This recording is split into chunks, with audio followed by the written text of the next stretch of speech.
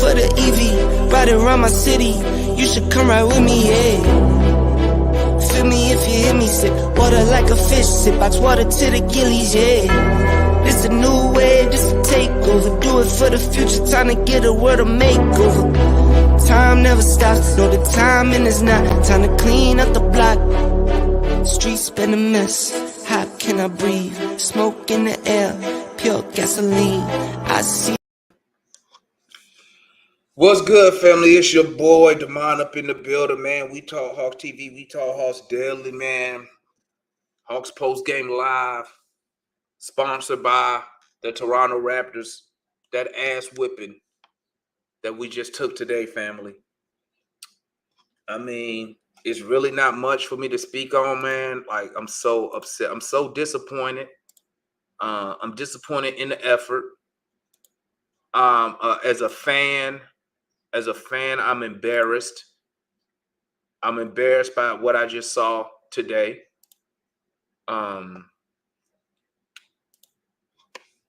It's been a minute. It's been a minute since like I was ready to make drastic changes like immediately. You know what I'm saying? I know y'all. Shout out to the chat. Shout out everybody here, man. Make sure y'all hit that like button for your homie, man. Listen, I know I said at the beginning of the season, man, I'm giving Nate 25 games to see where we at, man. But I'm going to tell you like this, man. I'm going to tell you like this. I really think Nate McMillan, and y'all can let me know if y'all agree or disagree. I think Nate McMillan is selling us some BS, man. I think we getting sold some BS right now. We get DeJounte Murray. Nate McMillan is over here talking about some off ball. Trae gonna play off ball. We should see more ball movement within the offense. And all I've seen since the season started was just the same stuff we've always been doing. The only difference is Trae don't have to play the whole game now because DeJounte is there to play. And like, I'm really, I'm so close, man. Listen, I'm gonna tell you something right now, family. Okay, this team, as long as Nate McMillan is the head coach, we will be just a 500 ball club. That's what we're going to be with this guy in charge, because I have not seen nothing new. Only thing new I've seen is new players, but it's the same nonsense. It's the same lazy ass effort that we put out there. It's the same Trae Young doesn't get back on defense. It's the same thing Trae Young dribble. DeJounte Murray dribble. Everybody else stands there. No one wants to get the ball and attack the lane and get in the paint. They don't even have shot blockers. They have long players, but they don't have nobody that you be like, oh, watch out, this guy's a shot blocker. No, we was in the bonus for 9 minutes in the fourth quarter, and none of these dudes got to the line. None of them. It's the same crap. We play a bunch of ISO ball. Where the hell is all this so-called ball movement and bullshit that Nate was saying we was going to have? What happened to, oh, yeah, we're going to have DeJounte and Trae going to be off ball? Let me tell you something. You know the only time Trae Young play off ball on this team? I'm going to tell you the only time Trae Young is off ball is when Nate take him out the game. That's it. Because it's the same shit. Trae Young and DeJounte do the exact same thing. They bring the ball down, dribble, look. Remember back in the day when you used to watch ball on TV and you bringing the ball down? Y'all remember this? And you bringing the ball down, you know, the guard bringing the ball down, and then you see the point guard put the play up. Remember that? 1A. Bounce out. 3-5, 3-5. Y'all remember that? We don't have that. This is what we do.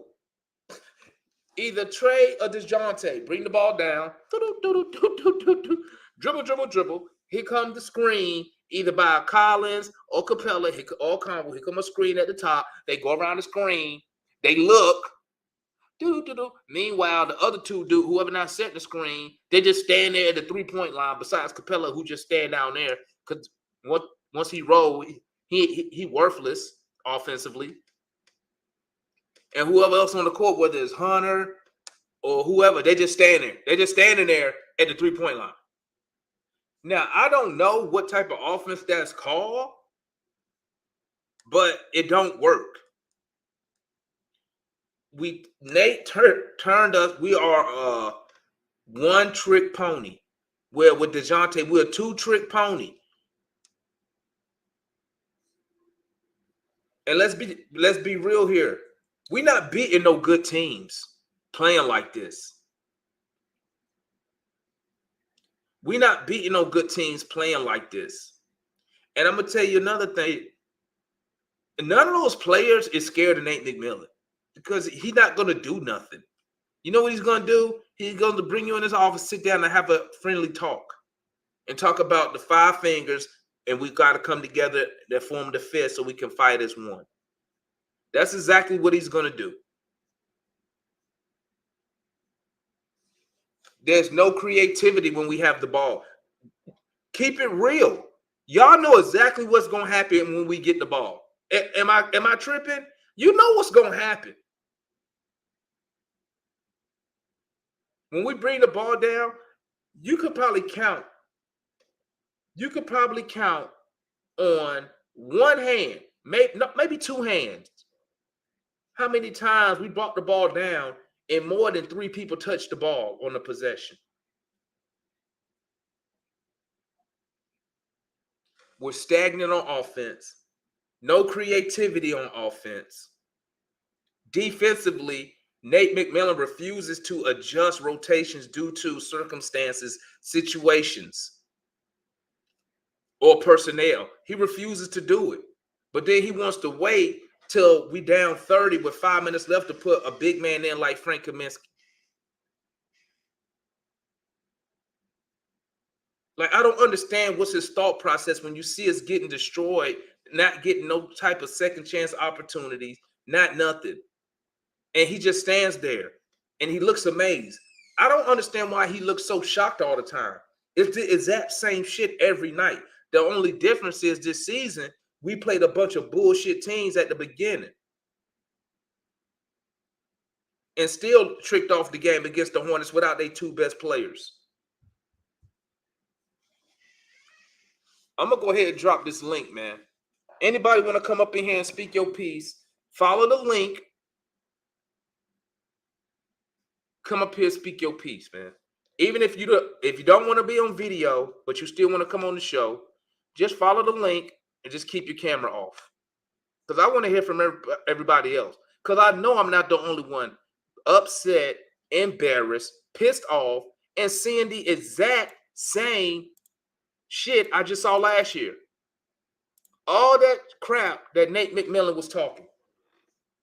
Oh, I flew to Oklahoma so me and Trae Young, so me and Trae could talk about him playing all ball. Really? You really flew out to Oklahoma for that? What you should have been doing was sitting your ass in the office drawing up some damn plays. This is what we have to do, guys. If Travis don't change shit, okay, the only way we're going to do good against these bigger teams and these better teams, we have to play faster. We probably need to step it up probably about 50%. Because since we don't run plays and this dude just want to run off action, as he like to say, you give team time to come back and set up their defense. So now you're trying to play half-court ball with no fucking plays. How does that make sense? Somebody, am I crazy? Am I tripping? That makes no sense to me. We have to play much faster. And the one time Trae got the ball and just jetted, he got an easy bucket to the rim. But every time him and Jonte bring that ball down on some bullshit, taking their time, and you allow the defense to get back on defense and set up, we don't have nothing for it but that sorry ass pick and roll that everybody know we gonna do. Let me bring on the homies, man. And bring on my guy Gerald first, man. And talk to me, Ticket. Talk to me, man. Bruh. Boy, do I got a list for you tonight. Talk to me. Talk to me. Turnovers. Let's see how many we had. Hold on, don't even spoil it. Don't even spoil it. Okay. Don't even spoil it. 17 turnovers. That ain't good, but it ain't like the worst I ever seen either. But this is the part though. Out of them 17 turnovers, 13 steals. Bruh. That means we not being strong with the ball, bro. Bro, they had 24 fast break points in the first half. Oh yeah. They had 43 for the game. Bro, they averaged 20. They had 23 they had 24 fast break points in the first half. Bro, John Collins and Hunter was getting ripped left and right. Like, you know what? It's Halloween. The Raptors went bag snatching on the Hawks. They went bag snatching, bro. They didn't even snatch the bag, bro. They just walked up to us and say, "Give me your shit," and we laid down and gave it to them. Bro, gave it to them ain't the word, bro. Like they was straight wilding, bro. So let me go to this next thing on here. I'm gonna say, hey, I'm gonna bring Juan up here. So y'all know I'm gonna bring Juan in here. If y'all know the routine, if it freezes, y'all just keep talking. I'm just gonna restart. Refresh it. 40. What's up, Juan? 40. What's up, man? How you doing? 40 free throw attempts. 40. Bro, let me give you another stat. We went in the bonus with 9 minutes left. Quarter, and we got to the line 4 times, and that wasn't even that, man. That's why I'm saying we need Hunter. Should be slashing to the basket. He don't do it. Okay, I got Collins. Somebody told John Collins that somebody must have told him his name was John Curry, because all these threes he's shooting when look. I said it during the watch along. Stop shooting the stupid threes, dog. You ain't hit shit in two games. I said just take 2 steps in. Your mid range is money. As soon as he does it, he hits it. I got very next shot, he go back to the 3-pointer. This man, man. I'm trying not to curse because I don't want to be. One more. I got one more thing, Juan. Bruh. Yep. John Collins, he was getting ripped all night. He was shooting them dumbass shots. But bruh, that foul when he hugged the dude and allowed the and one, bruh, I almost broke my TV. I'm like, bro, if you gonna foul him, foul him. Bro, you know what? I was mad when he did it. And then you know what I did? I looked at the score. We was down 25. Who cares?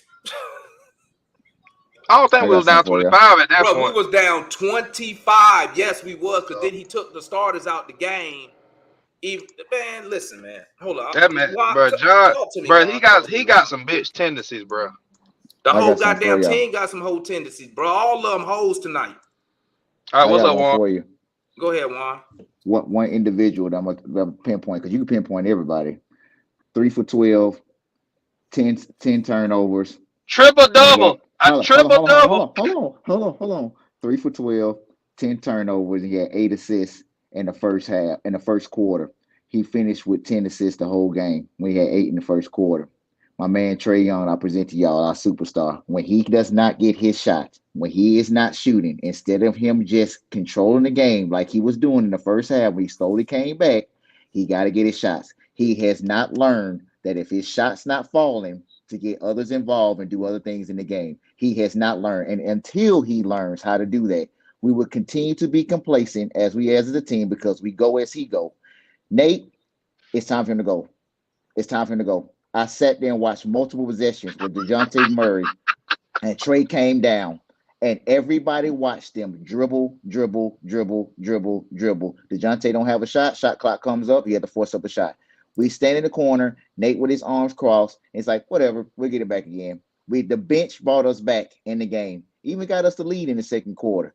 Came back out in the third quarter, flat again, back at a 10-point lead, eventually to a 20-point lead. I'm tired, bro. I'm tired of watching this. And I told people, I was like, hold on. Go ahead. And I told people, I was like, everybody hyping up John, talking about he's all-star. And I was like, just wait, bro. We played lottery teams. Our victories have been against lottery teams. When it's time to play the contenders, the real Atlanta Hawks are going to show up because Travis refuses to address the size issue in the offseason. All of a sudden, Kevin Hurt is averaging 25, 30 a game now because he's allowed to shoot and he's allowed to free flow within the offense because Nate don't know how to use the personnel that we have. And it's starting to show again. This is the same movie for 2 years in a row now, man. When is it going to end? It's a nightmare. Go ahead. Hey, yo, Janisa. Hey, keep posting what Nate said in the press conference so I can put it up here. And to piggyback what you said, hold on, I'm gonna bring on Matt. Y'all know the routine, guys. This is where usually I freeze up at, so y'all know the routine. Just keep talking. Matt about to go. So check it. Right, I'm doing it live, the watch along, right? And I said the same thing you just said, Juan. But I just asked it in a question form. I said, is it me, or even with the addition of DeJounte Murray, does the offense look the exact same that it looked last year? Yep. What is the change? Didn't Nate talk about, I went to Oklahoma to talk to Trae about him playing off ball. And you know what I said, bro? The only time Trae Young play off ball in this offense is when he out the game. Yep. That's the only time he play off ball. Because listen, and then you know what? And then bro, it was a play in the first half. Did y'all see this? If y'all didn't see it, I'm going to clip it and play it. Bro, Trae Young drove the basket, bro. Something happened. I can't remember. Oh, it was the end of the first quarter. He drove, missed it, I think. Thought he got fouled. And then he just stood there while they going back with 3 seconds left, going to almost got a bucket. And no, they did get a bucket out of it. He complaining. And my thing is this, and I said this, and I'm gonna shut up. You know what Nate McMillan's biggest problem is, besides what does Matt say? No creativity on offense. You know what his other problem is? His other problem is this: players not scared of him, bro. Nope. It's no consequences for a fucked up play. It's no consequences for lazy passes. Bro, why do we struggle throwing the ball in? That's the second game in a row, by the way. So, like, I don't know. Go ahead, Matt. Talk to me, Matt. Then we'll go back to you, Ticket. All right. That MF and Nate, I'm this guy right here, bro. He's so bad. He's so bad. Nick Nurse. This was a master class, bro. If you watched the game, what they were doing split action, back cuts, post cuts, flare screens.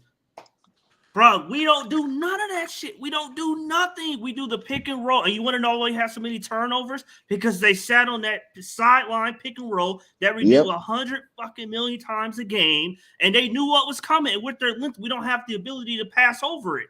Turnover. Why are you running the side pick and roll over and over? You need to run the offense through the middle, through the high post. Yep. Why are you running it on the side? And it's a third defender. Bro, that's one problem. Defensively, why are you playing man on man against this team? We do not have the size to guard the man on man. You should have went to a zone because they can't freaking shoot. Like I said in the first quarter, they should have went to a zone. What did Toronto do with us? A 1-3-1-1 zone, a press zone. Man, boxing one. They had 4 different defensive coverages. Switched it up throughout the whole game. I don't blame. I mean, yes, Trae Young needs to be better, but I don't blame him. He can't have 30 and 15 every single night. He can't do Nate's job for him every night. Some nights he needs some assistance. He needs to look over to the bench, and Nate needs to, okay, I got this, Trae. This is what we should be doing. We should be going with this. And you know it's coaching, because when Trae get out the game, it's the same or worse, because Murray isn't as creative with the ball as Trae Young is. It's the same stale, stagnant offense that we've been seeing the last 3 years. I'm tired of it, bro. It's the same shit every game. When they go up against a team, if they not making shots that night, and it has to come from the win has to come from the sidelines, we're not getting it. We're not getting it. It's a loss. And he just, that's all he does, man. Somebody said in the press, somebody posted in the press that they say we need to be more aggressive. I'm like, I'm done with this dude, man. I'm done with this dude. He say the same thing after every single game. Bro, we didn't go to the basket. We weren't physical. They out muscled us. Bro, you know what, Nate? You know what he remind me of, man? He remind me of a young Trae Young, man. Nate never takes any responsibility. No accountability. Never. You know what that word means. I don't never hear him say, you know what, guys? I need to do better. I need to put these players in a position to get buckets or whatever. It's always, well, you know, the other team did this, the other team did that. Okay, because that's why I need to get press credentials, because I was in the crowd and he said that. My response would have been, well, why you ain't do something about it if you saw it happening like the fans do? We saw the stuff happening, and I was like, bruh, it don't hurt to put Frank Kaminsky in there just to give us a little bit of length, a little bit of size. Especially if John ain't doing shit. Even if he could get in there, even if Kaminsky could get in there and just tap the ball out, something. You know what I'm saying? And then he got Justin Holiday out there when we came back. We're only down by 6. He got Justin Holiday out there with Onyeka. I'm like, what are you doing? But I'm gonna tell you this. I think he kind of earned that in the first half, though. Trae Young, and them players, they ass fucked up too, because we take the lead, and then he come down and he just threw up some three. I was like, what you doing? Hey man, you got to address some of these people in the chat, man. We got people here really saying how we blaming Trae Young, giving him excuses. Like, Trae Young played bad. Call him out. Like, I don't care, man. Like, he doesn't well, why do we put up this double standard for Trae Young and then we'll dog out the rest of the team? But Trae scored 42, but then Trae can't have we can't talk about it. We talk about it, man. The dude was off all game. He played like trash, man. I'm about to talk about him. I mean, okay, Juan and Gerald, before you go, I understand Trae was bad. All I'm saying is it's very hard to play when the other team know what you're going to do before you do it. They know they know what you're about to do before you get the ball. But let me tell you something. But you don't have to. Hold on. No, he don't get no pass for that shit, pimp. You know why? Because let me tell you something. If Trae Young went to Travis Link and said, hey, we need to fix this shit, guess what's finna happen? Shit gonna get fixed. You know why? Because it's easier to get rid of a coach than to fuck around with these players. You know what I'm saying? We're not getting rid of Trae Young ain't going nowhere. And I'm gonna tell you, Trae Young know he can do that because he already done it before. Y'all don't remember when he did the shit? When we lost to somebody. And when he said, I need some help. Yeah, when Vince Carter came out and said, yeah, blah, blah, blah, Trae Young said this. And then what happened? 2 weeks later, we trade for Capella. You know what I'm saying? So Trae Young know what he can do. I'm going to tell you what the problem is. See, Trae Young and Nate are buddy-buddy, like we say in the Army. They buddies. So why would Trae Young want to get rid of Nate McMillan when Nate McMillan allowed him to do whatever he wanted to do? Whatever he want to do. Yep. So Trae would never speak out. He'll never speak out against him. But you know what I did enjoy? That the president of basketball operations had a front row seat to that ass whipping today. Bro, he was pissed. And he was saying exactly what I was saying. Ask the homies in the chat when I was doing the watch along. What did Travis say? He talked about being in a bonus. He said, "Oh, we taking too many jump shots." All the shit I've been saying. But just like Nate, what is Travis gonna do about it? Fire Nate ass. I would leave him in Toronto. I wouldn't even let him back on my plane. See, the problem is him and his son. No, you can't leave. The problem is Travis got a part in this too because he built this sorry team. The team is not built correctly. We don't have size. Okay. We haven't had size in 2 years. You want to go with an all 6'8", 6'9" lineup? Cool. They not athletic like that. Okay, let's be real. Out of all the fours, we got Jalen Johnson, John Collins. Nobody else athletic on the team that's above 6'7". Okay, who can jump and at least interfere against long players like the Raptors do. All their dudes long and athletic. You see what I'm saying? But Travis built this shitty team. He built it. Toronto got a unique team, man, because they don't have like a true big that dominates in the paint, but everybody is 6'5" or taller, minus Fred VanVleet and Gary Trent, who's 6'4". Them dudes literally have 6'5" and taller, and every single one of them can handle the ball and shoot the ball, man. Every last one of them, man.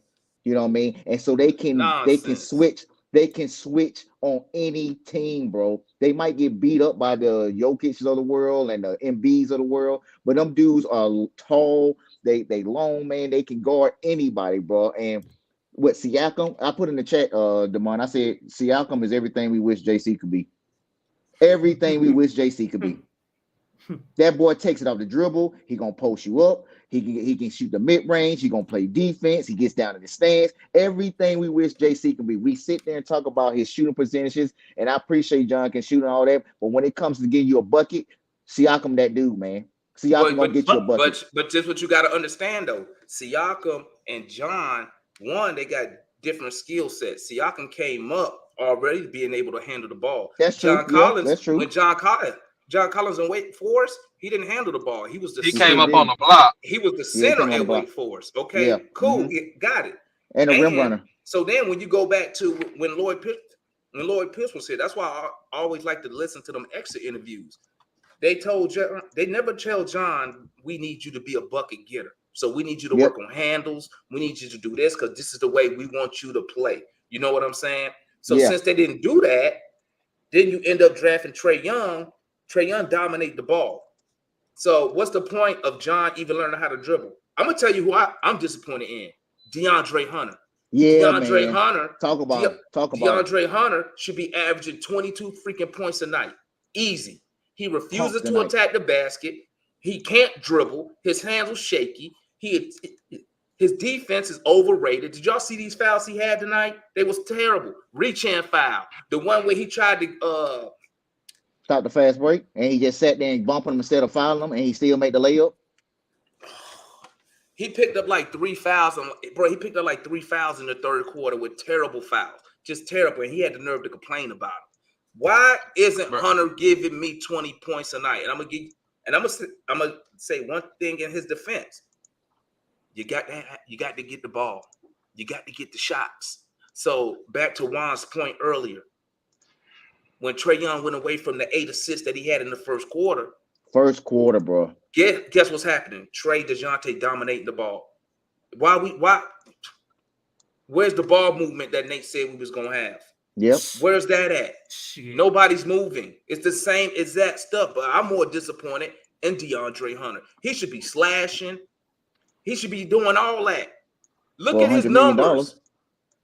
He got 1 stinking rebound tonight. 1. How you 6'7"? Look at Trae Young numbers tonight. He 3 for 13, awful, and don't nobody want to blame him. Are y'all tripping? I'm waiting to talk so I can get him. He 3 for 13, and y'all say he don't need. He good?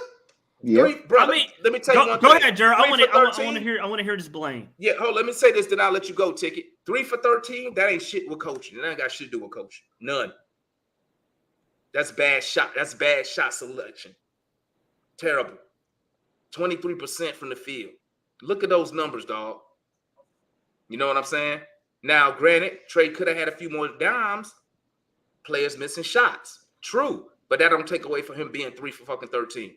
Okay? And shooting them awful threes he shot, but trying to get his point total, man. Don't nobody care about that, dog. I thought they said wins were more important than his personal stats. Trae is all about them stats, man. Like, we could sit there and talk about it and say, man, like, I love it when he scored 40 or 50 points, man. But he's about them stats. He about them stats, bro. Yeah, go ahead, Ticket. Man, going to Trae, bro. I feel like I get what Matt's saying, and he is right to an extent about when they know what you're gonna do, it's hard to stop. But for instance, your first pass when you examining the defense, it can't be a 30-foot skip pass when they play in the zone. Cause everybody looking at the ball. At least in man to man, you got one eye on the man and one eye on the ball. You could probably get away with that. You can't get away with that in no damn zone because all you gotta do is just shoot the lane. And you Yep. good. And then also the with shot clock 24 seconds, 19 seconds on the shot clock behind the back three. Yeah, man. Momentum not now if you do that and we up say 6 and we about to break the game open or something like that, that could be like a dagger. I can see that. It's and I know that's in his DNA, so I live with it and I die with it. But there's some points in the game where common sense says this ain't the time for that right now. Right now we need the best shot we can get. And it's They shouldn't. I'm and then that like takes away like when he shoot that shit. If you look at the body language of the other players, especially like the role players, it's like bro, Here we what go the fuck you again. want us to do? Like what you want us to do, bro? Man, 3 for 13. Damn, bro, man got a triple double the wrong way, bro. Yep. Yep. The wrong Oh, way. the, 10 the, the turn. only reason the only reason I would push back on that a little bit is because I mean, yes, he played a bad game, but at the same time, I think it's unrealistic to, especially. I never bring up his size, but he has so much of the offensive burden on him, not from a scoring perspective, but just from a I deciding where got the you, ball man. goes on every play. So it's unrealistic to expect any player of that No, caliber to man, have a great game Man, hell consistently. no. I get what you saying, but they wasn't even crowding him. They wasn't trapping him or Hell nothing. no, bro. He Hell he no. went past half court, shot that dumbass shit by himself. He wasn't under no pressure. Like I my mean, yeah, that particular shot, he does shoot some of them shots you want to pull him back. But I'm And he don't saying get is, back. And he don't get back on defense. I mean, I'm Yeah, not worried about man. he don't. We all know that. But I'm saying like No, stop offensively, giving him a pass, bro. Don't no, give him no pass. I'm not giving him a Well, pass. What man, I'm saying is, bro, Nate. I mean, not Nate. Matt. You Nate. don't have to. It can be, it can be Nate and Trae synonymously. It don't got to be one guy being the scapegoat over the other. It's no, both. I'm It not. was both of them tonight. Yes, I said Trae had a bad game. I said that, but I also But said you can't expect him to have these 30 and 15 games every game. It's I'm not unrealistic. expecting that. I just don't want the turnovers and the dumbass shots when we down 8. Thank you. We don't got the momentum for him to shoot that with 19 seconds on the shot clock. 5 seconds on the shot clock. Yeah, you got to make something shake. But not like, bro. We Go ahead. barely done. No, I Finish your agree. point. I agree. Finish your point, I Joe. Let me agree. bring in I agree. let me bring in my Mike boy here. Mike, man. Mike, And talk Mike to me, here. man. What's your thoughts on the game tonight, my guy? Yo, what up, what up, what up?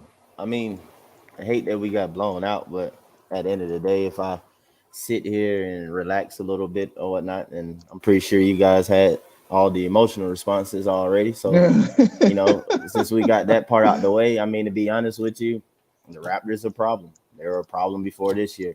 A few teams that's a problem in the East for us. I don't like the matchup.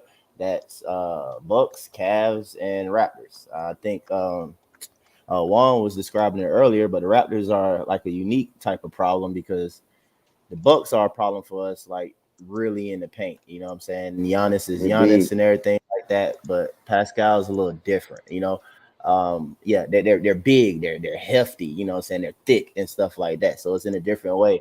And then the Cavs are more so, it's that length and everything that bothers in the paint with Evan Mobley and Jared Allen being able to basically contest any and everything in the paint and stuff. But the Raptors having, I mean, as you see, already a unique situation putting a player like Scotty Barnes on Trae Young to even begin with, like the entire game. That's a unique thing that not too many teams can do. The only other teams that can do something similar was like Philly when they had Ben Simmons, but Ben Simmons not gonna score. New Orleans with like a Herb Jones, or like Yeah. Minnesota with like a McDaniels type. Like they'll do it, have that guy at the top or whatever guarding Trey. But Scotty is a different player, what I'm saying? He gonna give you both ends and stuff like that offensively and everything. And I mean, he was just and Dre at times or whatever. But yeah, I mean, like I said, you can't be too shocked about it. I think Demond was getting on it, so it's like at the end of it, I think a lot of fans, because I didn't have the home stream, the home broadcast, but a lot of people talking about Trav and his analysis and what he was saying and stuff, and it's like I really don't need to hear Travis talking about it. He has the power and control to be able to change this stuff. I mean, we all been seeing the same issues for like the longest, and it's like, Travis, like, why aren't you getting us these type players in here that we need? But besides that, besides all that, I do still feel like we could have won this game though. And it starts with Trey. And the reason why I come back to Trey is because, yes, Trey is a superstar. Trey is a very talented player. And I said earlier in like the new pack game thread, I said like probably first quarter time, I think y'all touched on it, he had like 8 Yep. You assists. sure did. Yep. This is the type of game where Trey has to realize that it's just gonna be Decoy. a record breaking assist night. If he's okay being the decoy, because they're literally selling out to stop him and continue to set his teammates up, it would have been fine. Yes, people were breaking, but everybody, in my opinion, was fairly on to begin with. But when Trey kind of got away from things and everything like that does kind of mess up the rhythm and the flow of like the other guys and stuff. And then we had a horrible stint in the third way. Like just everything was a settle for a three. You know what I'm Hunter saying? messed us up with them fouls I mean, when he was cooking. Yeah, he messed us up at the same time. A couple on some BS, man. Like, yeah, I understand Hawks fans when we get mad at refs and everything too. It was a couple. It was like, dang, I mean, he trying to get up on him because Scotty was cooking him. You know what I'm saying? Yeah. So it's like, that's such a big thing right there. So, I really, yeah, I like I said, I Trey, I keep seeing him at times or whatever. Like when he can't do what he want to on the court, he kind of he get discouraged, and it's like Yep. he got to stay with it, man. He can't be doing that, just feeling like, oh well, it's just that type of night. We gonna lose because I ain't doing what I want to do on the court. I'm like, no, bro. Like it's still ways to win the game. That shit's selfish. So I got a question for you, Mike, and then I'm gonna ask Mike this question, then everybody else chime in. Shout out, chat, chime in on this one. What percentage, obviously out of 100, do you give Nate for this loss? Good question. I gotta start with that. Who going first, Mike? Yeah. I go first. Percentage of the loss. Percentage. Percentage. Yeah, percentage out of 100. You give him what?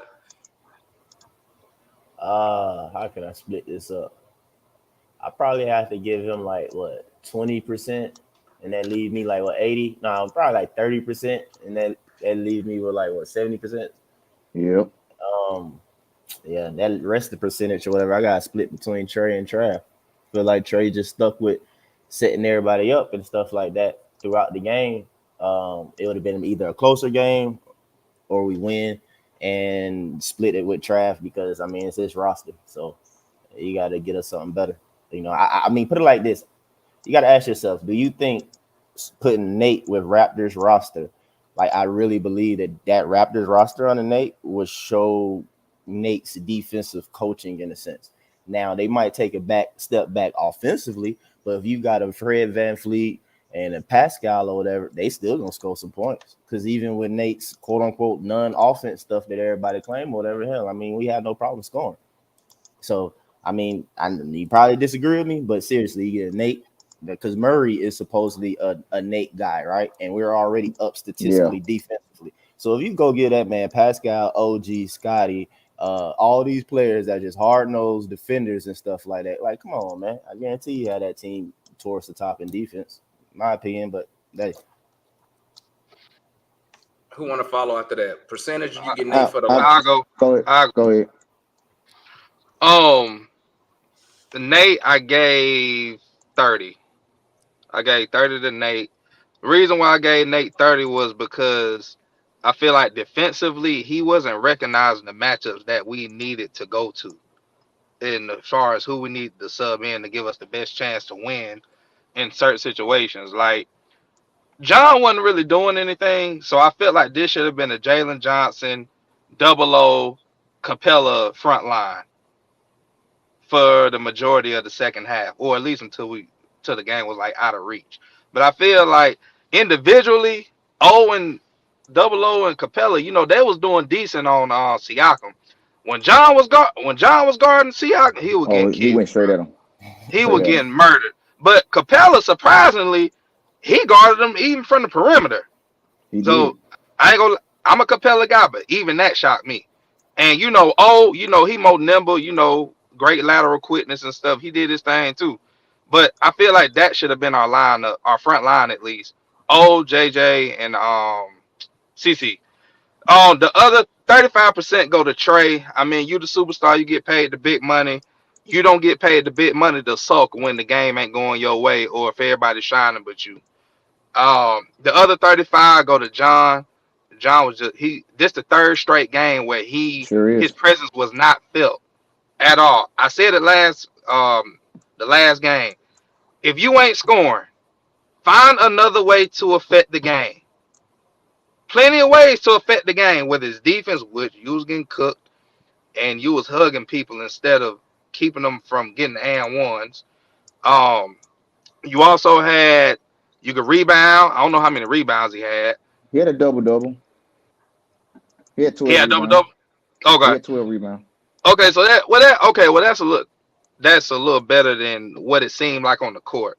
It didn't seem like an impactful 12 like John's It normally is. wasn't. Yeah. So yeah, 35 to John, 35 to Trae, and then Nate gets 35 for his lack of defensive matchups or matching up for the Raptors. Am I up or Matt? You Go ahead, Juan.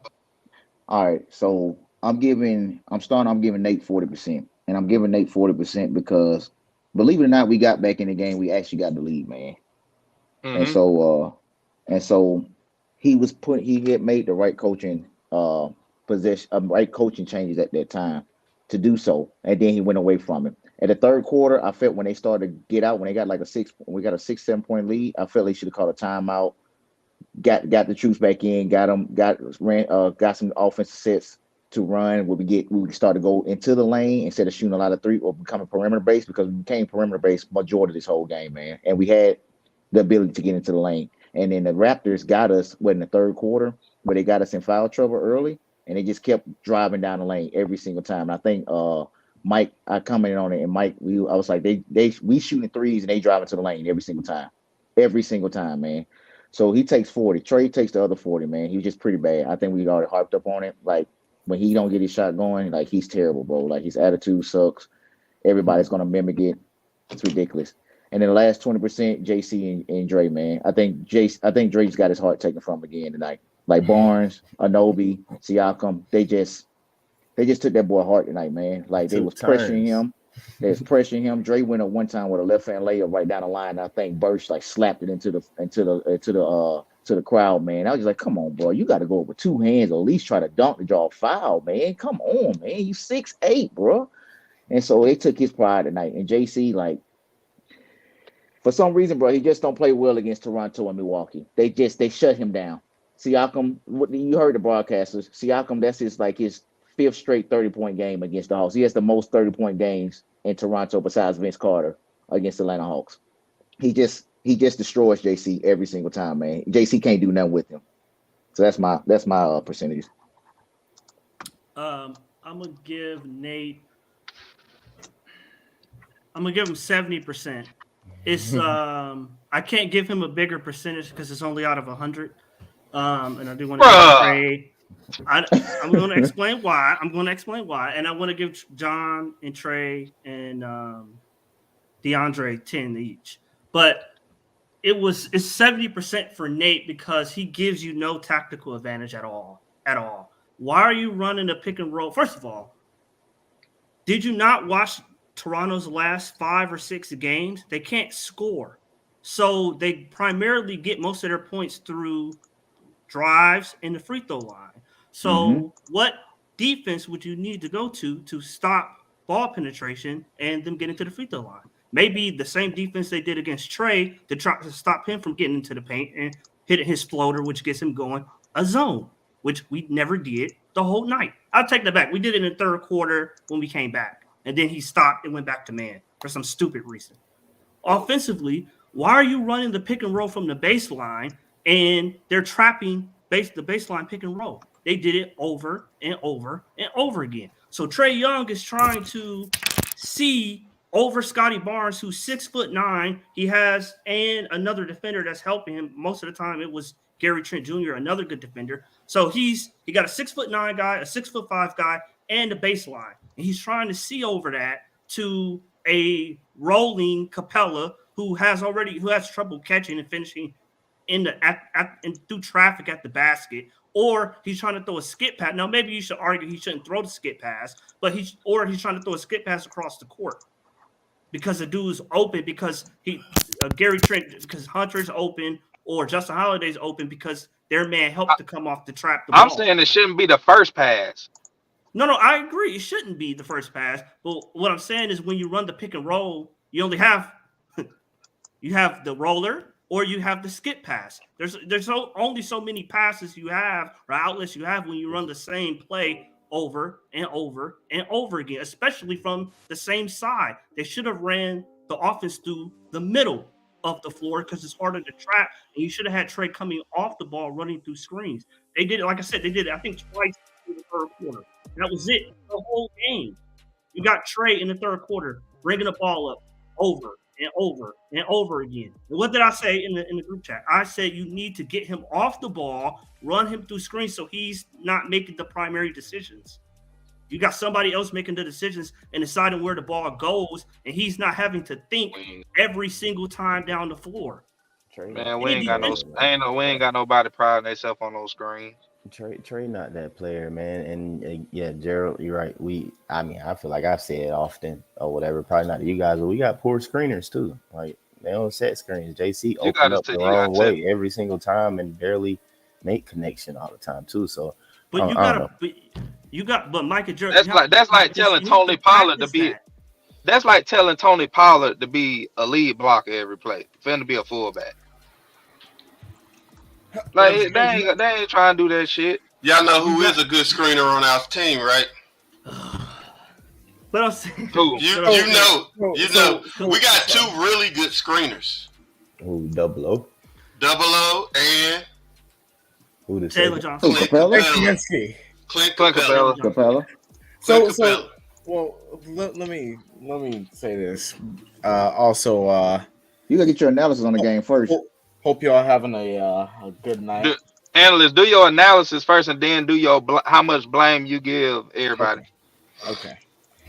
My analysis on the game was I have some more disgracefuls to hand out. Tonight I couldn't finish watching the game. I turned it off. At some point. I turned it off the first quarter.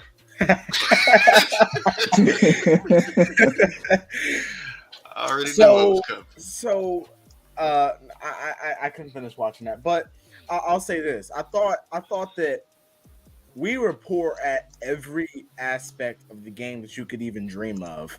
And listen, whether we like it or not, I'm going to start with the coach first, and I'm going to go to my superstar, right?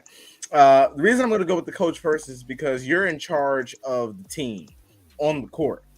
So, and by the way, let me address this first. Archie Elliott and I have a ton of respect for you, but I think it is ridiculous to pass blame to the general manager who goes out and puts together a roster in the offseason that is very, very, very, very capable of beating these teams when you have a coach. Travis a bum. Hey, real quick, Andy. Real quick, analyst. I'm gonna let you go, analyst, real quick. But I just want to throw this in because I know it's your boy too. But that GM decided to save money and move your boy Kev, who had 26 tonight. That could have been a piece. I think that came from ownership. Anyway, go ahead. I mean, listen, I would have liked to keep Kevin Huerter, but I believe that was from ownership. I believe that he wasn't gonna do nothing in this offense. He don't fit. So, listen, I can't even give a real analysis of the game without talking the whole 2 hours. So I'm not going to do that. But I will say this: we're predictable on both ends of the court. every team knows what we're gonna do. They know when we're gonna do it. They know how we're gonna do it, and they know. And this is sad, by the way. They know how hard we're gonna execute in doing it. We are a team that, if we don't see a couple shots fall, another team does, we get discouraged. We start throwing up crap. We start turning the ball over, and then the game gets out of control. And after we go down by 20, Nate calls a timeout and put some interestingly horrible unit out there. Let me just get to my percentage of blame, because, like I said, I'm not gonna stay too much on the analysis of the game. Nate McMillan, and I divided this perfectly, because I'm explaining to you why. Nate McMillan gets 65% of the blame tonight. Man, you and Matt in the same percentages right now. So I had 70. I had higher. I wanted to 80, but like Nate had the bad triple double. Yeah, because first of all, Trae's turnovers, Nate shares half of that blame. Oh hell no! Now, Oh my god! No, bro. No. Bro, hell no! Don't do that, bro. Don't do that. So Nate dribbled. So Nate took a flashback in the past. He went back to the Supersonics and dribbled the ball for Trae. No. Hold on. And The problem is we don't understand anything about matchups. You go with 4 guards and 1 center. Clint Capella was out there. You go with Trae, Murray, Holiday, and Hunter and Clint out there. When they go Precious Achiuwa, Chris Boucher, Pascal Siakam, Scotty Barnes, and I believe Anunoby. I believe they went with OG Anunoby. OG Anunoby was their 2-guard type thing. And you run a small lineup out there. He ain't had no choice. You could have went big. Bro, in the third quarter he should have went big, but in the first half, our wings was getting ripped left and right and up and down. He had to put them guys in. And he went with more for ball handling. Listen. Wasn't he? Because like I said, I watched probably 5 minutes and I was done. But I did hear someone say that they were living in the paint. They were like they were living in the paint. Yes. So we couldn't get a stop at all. Yeah. So if he's trying to contain the ball, you're gonna add perimeter players. I don't like a 4-guard set for anybody, just because it takes too much of the other parts of the game away from you. Like, you got to work harder to rebound. You got to work harder to really get your vertical threat and things like that. But I mean, if he's trying to contain the ball, at least there's a reason, there's a rationale for it. So, but what I was saying was, listen, all I'm saying is that lineup was stupid. Because why? First of all, we already see that the guards, the Toronto is a mismatched team. So all they're doing is finding a mismatch, and you go with more guards. And we on the offensive end, we're small. Hold on, time out. No, let me say this. What was the Raptors doing mismatch wise that was like, oh, we seeking this out? Because I'm just gonna say everybody was a mismatch for them. To me, if they were seeking out a mismatch, it was been Trae on the post on the block every single play, and they wasn't doing that. To me, it's not a mismatch when literally it's John Collins' assignment and he just getting killed. It's not. John Collins got killed, bro. Supposed to play defense and he's getting killed. That's not a mismatch. John had less pride. John had less pride about guarding Siakam than damn Nate had holding his arms on the sideline. Y'all know. Y'all know I'm a Collins supporter, and I'm gonna tell you like this: his ass got cooked, embarrassed. He looked terrible out there today on both ends of the court. His shot selection, I don't, like I said, I don't know who told him his name was Steph Curry. Stop it with the threes. Play to your strengths. He thought he was dirty. On the defensive end, let's be honest. Let's be honest.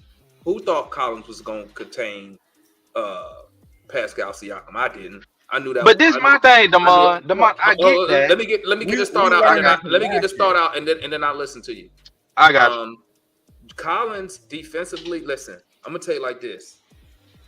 On the defense side of the ball, every last person on the defensive side of the ball was terrible. When we played man defense, was absolutely terrible. They had the Raptors had their way. They was attacking the paint when they felt like it. We had no defensive help on the back end. Yeah. But just speaking just about Collins, he was terrible, and hopefully he can rebound from that. But I'm gonna tell you what's about to happen. You know what's about to happen, guy? Nothing. But he can't. When we play the Cavs, when we play the Bucks again, when we play these dudes again, it's gonna be the exact same thing. Now, Nate need to do something about it. He need to make something happen real quick. We got the defensive goddamn assistant dude.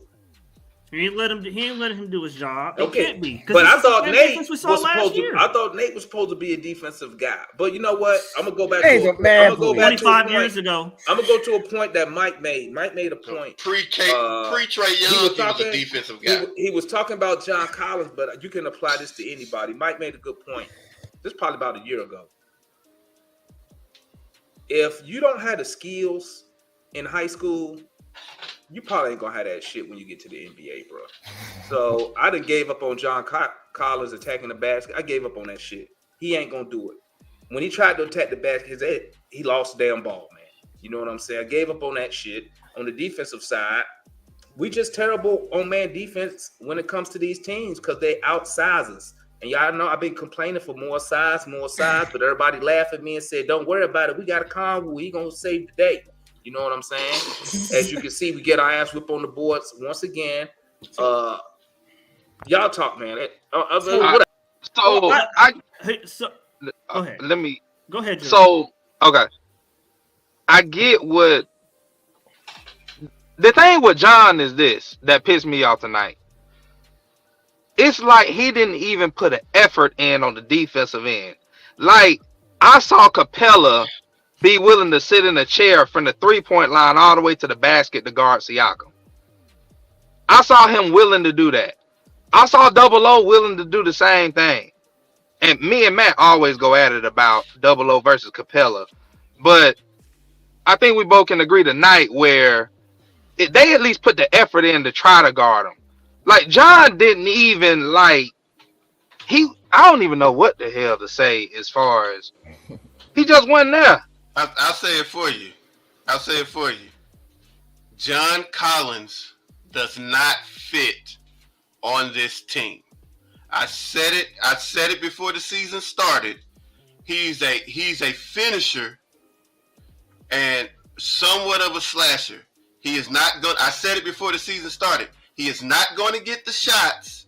He's not going to get the touches to be a key productive offensive player. 1, 2, he does not play defense. He's never been a defensive guy. So that man that athletic and can't play no damn defense. And that shit don't even take a damn skill. Well, that's because he playing somebody who way better than him, way better skill than him. Listen, he wasn't gonna fucking contain no Pascal Siakam. Let's stop. But he ain't trying. How the hell Capella? Capella guard him on the perimeter better than John? Listen, I don't care. Look at Siakam numbers, dog. He worked everybody tonight. You put whoever you put on him. He didn't shoot good. No. Let me tell he you. He ain't really worked Double O and Capella like that. He worked John. Let me explain why. I'm gonna explain to y'all why. Pascal, for the most part, play basic basketball. He get to a spot, back to you, he turn around and shoot it. I wrote this down when I first came on and stuff like that. Jalen Johnson and John Collins' wingspans are 6'11". How tall is John Collins?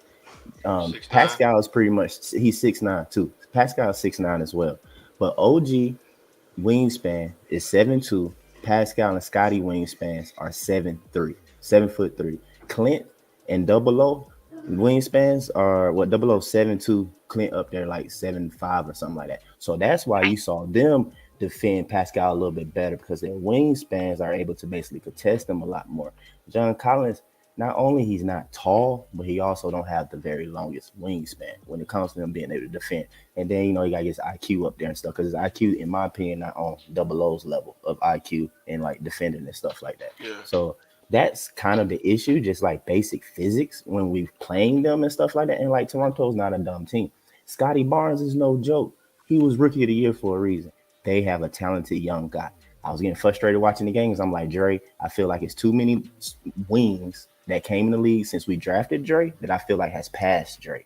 And that's a problem to me. You know what I'm saying, as well. We looking at certain stuff because it's like we expecting something from Dre. You know what I'm saying? Because my thing is, if Dre not slowing down wings or playing good defense, what is his point?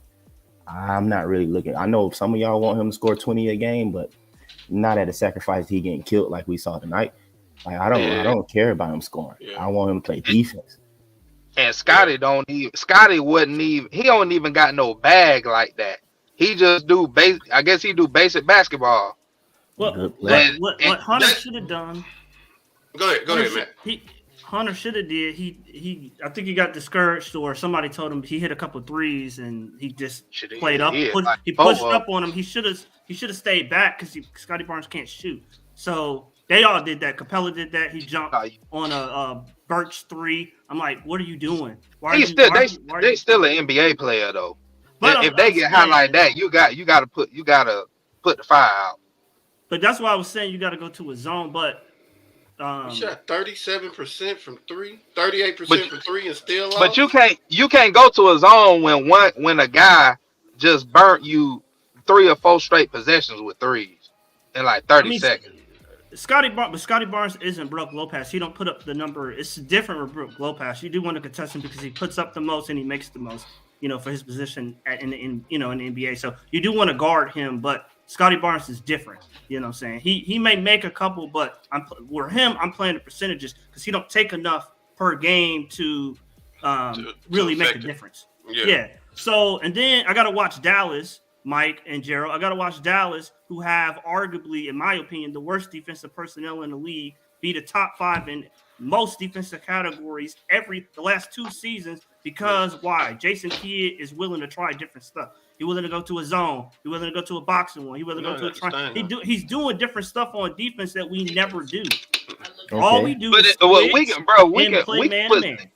we could put 7 players on the floor. If they ain't taking pride in defense, shit ain't gonna work. That's what I was about to say. I mean, but it's not. I don't know. You said they got the worst defensive you telling me? So Mike and Gerald, y'all telling me Maxi Kleber, Luka Doncic, they have more pride in defense than John Collins and yes. It's not just that, man. It's not just that. Like, defense is about positioning. That is the number one thing with defense. It's about positioning and scheming. Like when you listen to coaches' clinics talk about how they scheme defense, it's 5 guys on the ball, and you have to be at a certain spot when the ball gets a certain place. You got containers, you got rim protectors, so on and so on. But the problem that we have, in my opinion, is Trae. Because y'all ever heard the ball gives life, the ball gives energy, and when Trae be out there hot dogging and dribbling and throwing up half court shots and stuff, it in times where there are critical possessions, people don't want to play with that. People don't want to play with that. People ain't gonna commit to defense. Lucas, I gotta sit here, dribble, shoot. All that bullshit, man. Like, Trae is the problem. So defense start with effort first before any of that. Because you can make a mistake and your effort can overcome the mistake. Well, let me say this. I agree with what Rashad said. Trae, I think like we're gonna see 1-on-1 possession with Trae. But let me say this. Defense, I agree, Gerald, but at the same time I disagree. I believe that it starts with effort, but when you have no scheme on defense and you just say, you know what, whatever y'all see out there, just go out there and guard it that way. We That's went not out. what we don't know that that's the case though. But I but see it Gerald, on the court. I seen court. Trae give effort. I seen Trae give now. Gary Trent Jr. made the shot, but he gave effort on multiple defensive possessions tonight. Bro, y'all up here, caping. Y'all, hey, some of y'all up here. Hey man, some of y'all up here caping for Trae Young. But Luka, hold on, wait. Luka doesn't play defense. Damian Lillard doesn't play defense. There's a bunch of dudes in the league who don't play defense, and their team still doesn't get shredded on defense. But their teams can't afford to do that. Ours can't. But why? They don't have better defense. They don't have better personnel than we do. But to me, bro, defense is effort, bro. You got to take pride on that side of the ball. To me, it's not even about that. It's the way that they play the game. If you look at, because Dallas could not play defense until what? Jason Kidd came. And Jason Kidd strategically, by the way, just like what Landry Fields and Travis Slink tried to do with bringing in Murray, Jason Kidd strategically would take Luka off the ball in stretches to get the ball moving around so that everyone could have their fair share in the offense. Because when you have your fair share in the offense, you commit to the defensive end. Like you can't expect a guy like John Collins, who only gets 4 to 6 shots a game, and is a capable scorer, to want to commit on both ends when he got to sit around and watch this little nigga do all this shucking and jiving, man. Like this been three straight games though, Rashad, and we play rather long teams, and that's John Collins. Like that's his biggest weakness is playing against those type folks. Yeah. So Rashad, I agree, but to me, I want to get to the root of the problem, and I believe I know what the root of the problem is. I know. Trae Young. I have a feeling that majority of you all are going to disagree with me on this, but okay. Tonight, I'm gonna ask Gerald this question. Okay. All right. What's up, Gerald? How many plays we run tonight? How many we ran consistently, or how many did we run total? How? You know what? I wouldn't even. Oh, you want both? Both? I want to know how many plays, not the play count. I want to know how many different plays we ran tonight. Does pick and roll count as a play? 7. No, it does not count as a play. No, that is a play. No, that's a play. Y'all, that's a bullshit. That's a play. That's a play, bro. Now we do it too much, yeah, but it's still a play. But we ran 7 different plays tonight. Y'all know why we do it too much? Because Trae is a limited point guard who is great at pick and roll, but can't do anything else. That's why I was saying. How will we know if I? How will we know if I? Hold on. When DeJounte has the ball and we are playing our offense through DeJounte Murray, there is a difference. We did that the first 2 games. We had 4 players with 20. We had John Collins going. We had Hunter going. And what Trae was scoring, he was scoring 20 points, getting 10 assists, and he wasn't happy. And what'd he do? He went out there and started putting up 40 points, and we started fucking losing. Rashad, let me ask you this. While Matt's talking, look up the usage rate for Trae Young in those wins that you're talking about. Yeah, and compare it to the usage rate in these last 2 losses. Go ahead, Matt. Because I want to ask Mike and Gerald, right? Y'all, Toronto, right? People focusing on the end result, on Pascal Siakam or Scotty Barnes in the post or them scoring. They're not focusing on what you see before they get the ball. Because a lot of those defensive possessions that y'all talk about, John was rotating late, Capella was rotating late, Big O was rotating late because they have so much misdirection. Their rotations are off. So I don't think Capella was. I think John was just lazy. So so Gerald and Mike, what did y'all see from the Raptors on offense? Because Mike, you go first. When y'all finish that question, we're gonna bring on. We got a new member. We got King Phillip, first time. He gonna come up here. No video, just audio. So when y'all finish our question, getting tongue tied. When y'all finish answering the question, y'all bring King Phillip in here. Okay, right. Mike, go ahead. I mean, I've saw at times where the Raptors, ran decent plays or whatnot. You know what I mean?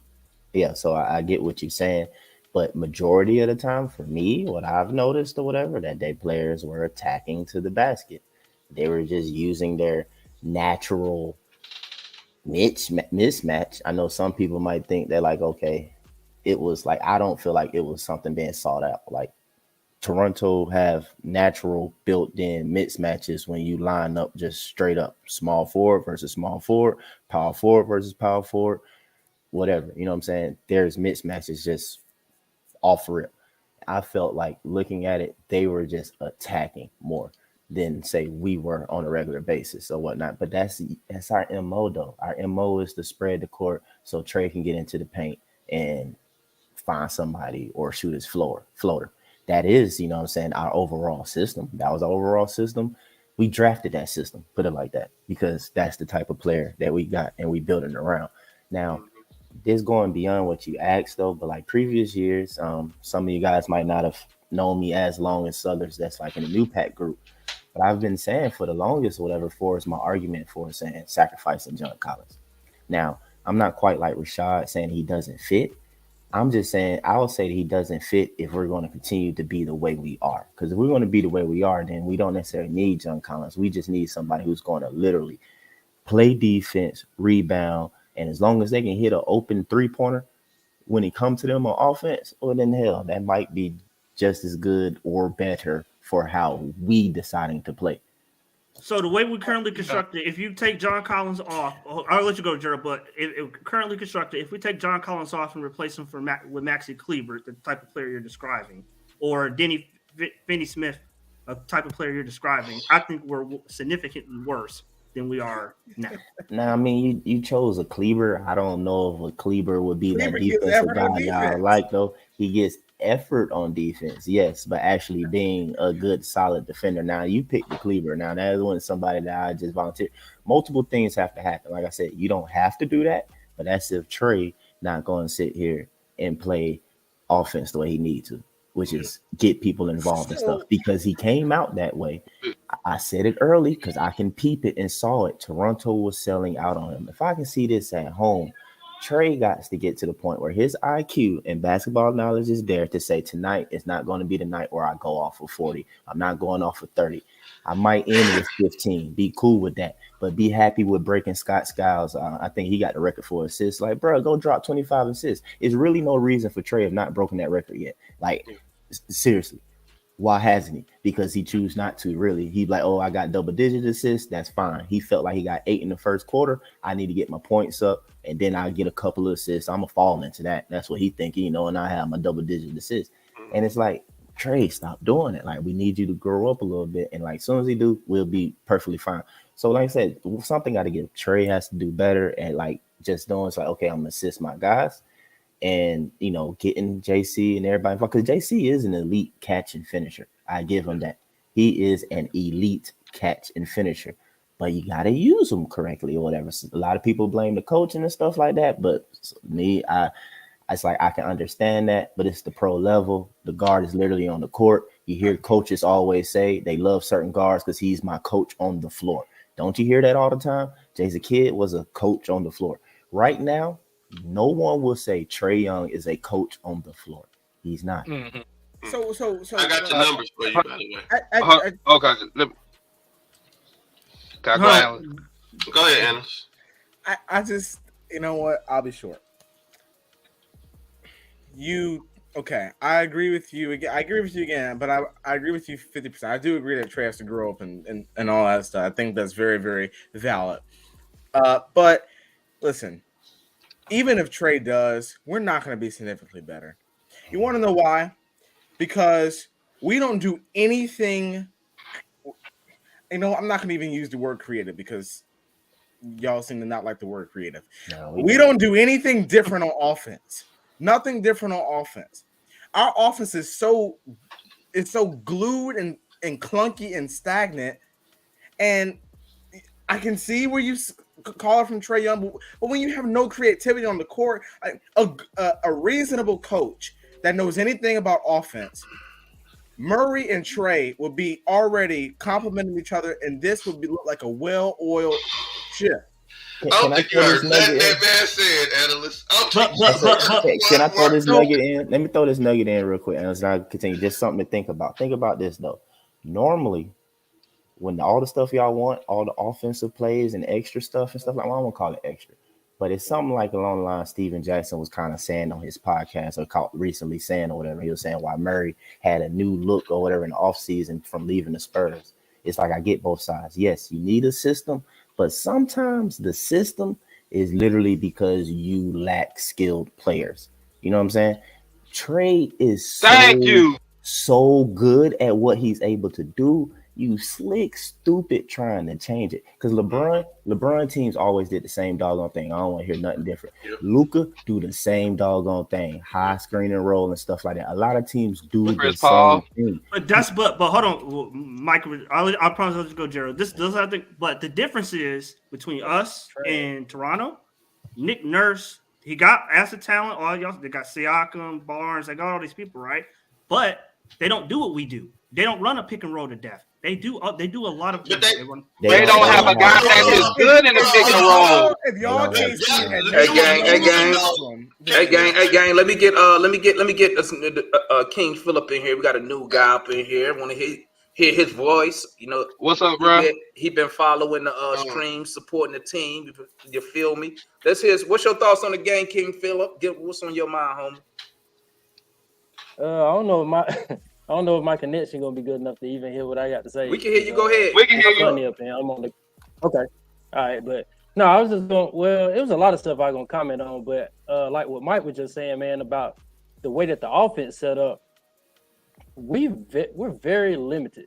Like that pick and roll took us to the Eastern Conference Finals because people didn't know how to really scheme on it or whatever you want to call it. But at this point in time, especially after that Miami Heat game. They know it. They know how to stop it. Know how to play it. I don't even know if they really even watched that tape like that. It's just once we run out of being able to use that, we don't have no plays. And like if you look at the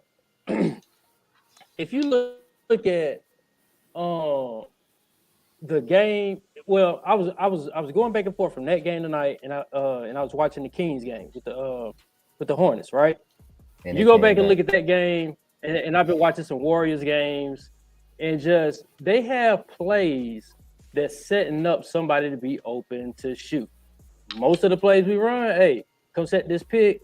I'm gonna see what I got. I may drive. I may kick it out once I drive. I may just throw a dart to somebody in the corner. Like it's really just motion for motion or pick and roll. Like it ain't really no setup. Like, ain't nobody getting no open shot. You go create your own shot.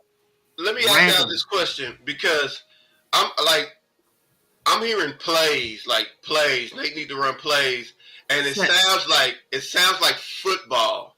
There's a difference.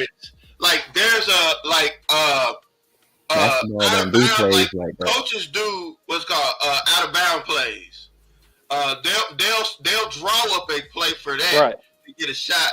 But most NBA coaches, they run sets that movements and certain reactions cause an action. So what's ours? We don't have it. Yeah, we do. What's ours? We run horns and pick and roll. What's our set? We run the horns and pick and roll. It don't work. That's only not pick and roll, and it's horns. That's what we're too predictable. We're too predictable. Yeah, Everyone knows what we're going to do. You got to understand. I would tell you what's kind of.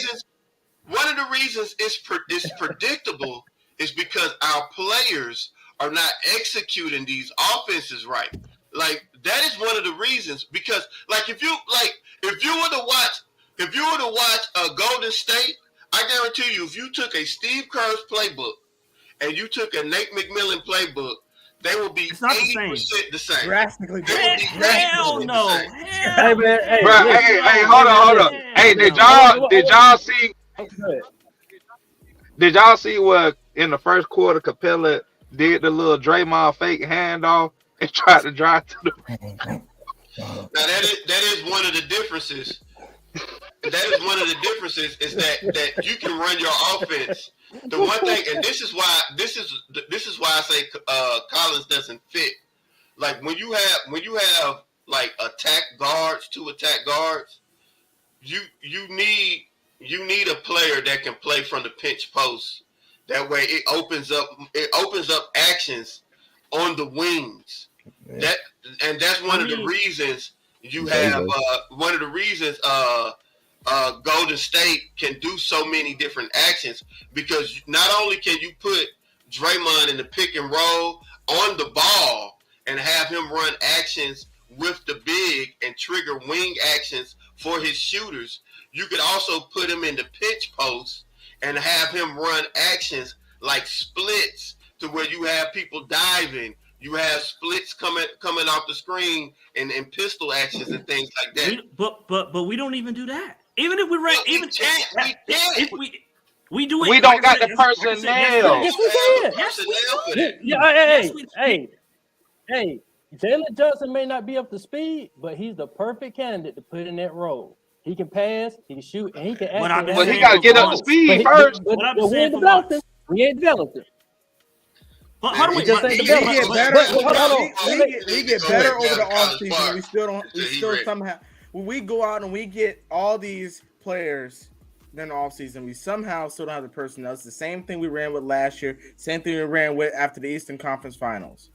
Oh, well, we just didn't have the personnel to be walking. They were too big. Come back this year. Oh, well, we needed the secondary ball handler because Miami was exploiting Trae. We come back with secondary. Well, we don't have the personnel to run offense. Like, it doesn't occur that we may not have the head coach. We can run the. I just said to run the split.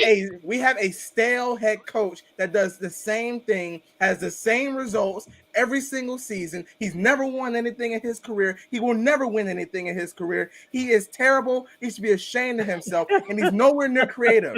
It is not. We're running a 1990s offense. All right, let my boy go. Let my boy go. Let me say this one thing. Like, to the point he was talking about Golden State, right? And this is where I kind of look at where we may be running some plays, but maybe I just don't see them. But the difference I see is, they were talking about Trae coming in, doing the Curry stuff, being off ball, moving, whatever. Hey, man, Trae passed that ball over to Murray. If Murray ain't got nothing, he passed it right back over to Trae. Trae just out there on the island. He's barely in any type of movement. They ain't even trying to work him to get an open look. Like, he had one open look tonight, but before I turned from the game, that was in the corner, but it was you breaking up. Like, I just don't even understand offense besides 8. I got a question for y'all. No, well, I want to. No, but I was just. I feel like people. I feel like people overlook it. I would say I help you understand it. Kind of what Damon was going back for. He said something I know I normally say when it comes to pro players. Not all of them, but 7 out of 10, 8 out of 10 players are who they are when they get into the NBA. You know what I'm saying? If they weren't doing a certain thing in high school, college level, they're not going to too much do it in NBA. They just going to get more efficient at what they already do.